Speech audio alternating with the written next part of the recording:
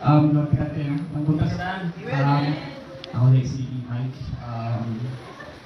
Mike yung ginawa kay as in, akong testimony hindi ko siya ako grabe ka wag ng mga kapatid ko matao, grabe bisyo, inom, sigarilyo, halos pero grabe ang kamay sa Ginoo kay sukat kong sino mo kung simba, pero wala lang ka ng simba lang nga talaga kang wala sa buti na yung mga nagiginaw, nakaginaw.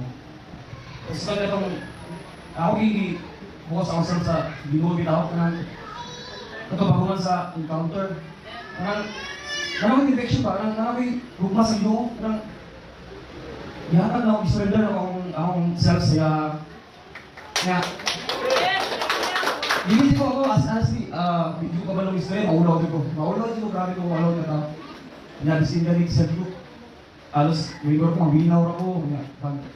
Kanang akuha ng tawag na pasal, lima.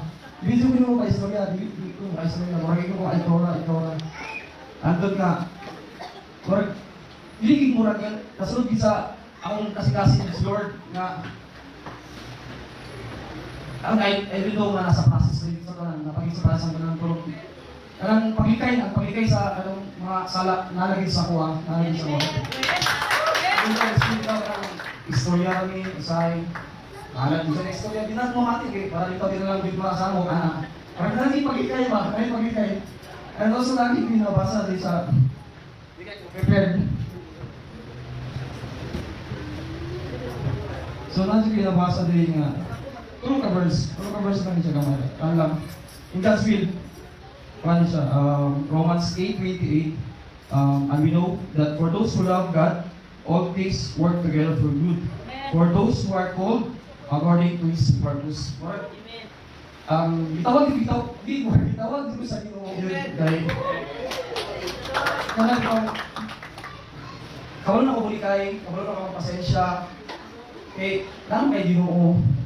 So, ganit pong Matthew 6:10, your will be done on earth as it is in heaven. I-express mo ang desire sa Ginoo.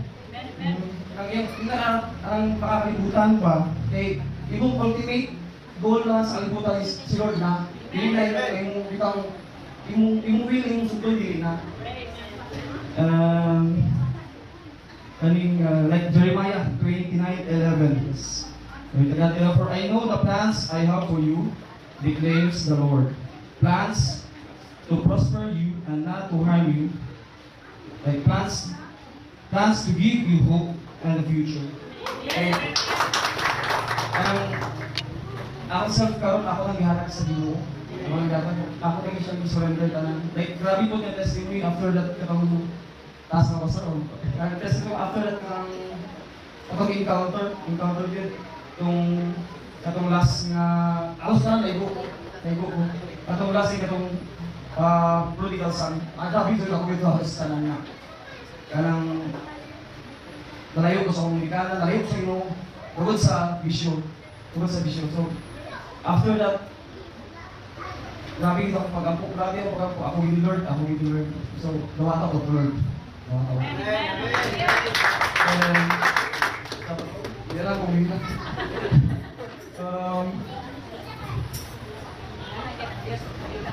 Then, ako kung magkaroon, grabe akong pagsulay.